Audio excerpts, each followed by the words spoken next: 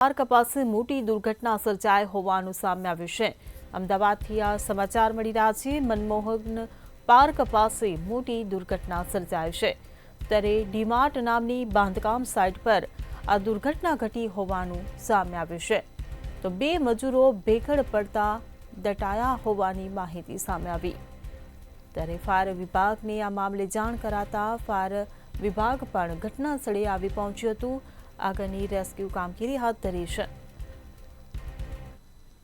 ઓઢવના Manmohan park પાસે બની રહેલી કન્સ્ટ્રક્શન સાઇટની અંદર બે મજૂરો દટાયા હતા। જે પ્રમાણે જે દ્રશ્યો તરફ જોઈ રહ્યા છે, કન્સ્ટ્રક્શન સાઇટ જે છે જે ડીમાર્ટ બનતું હોવાની જે માહિતી છે સ્થાનિકો દ્વારા મળી છે। અહીં જે કન્સ્ટ્રક્શન સાઇટ જે ચાલી હતું ખાનગી કોન્ટ્રાક્ટરો દ્વારા, ત્યારે આ જે વહેલી સવારે આજે દુર્ઘટના ઘટી હતી।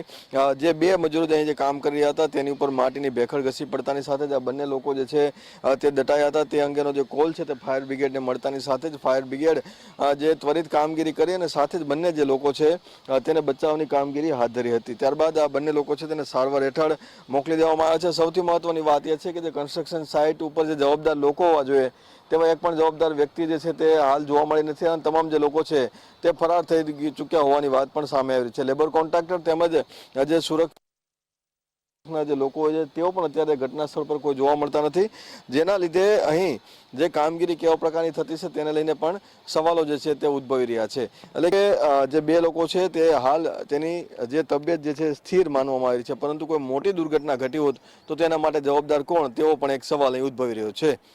કેમેરામેન કૃણાલ રાણા સાથે મીર દુધરેજિયા, મંતવ્ય ન્યૂઝ, અમદાવાદ।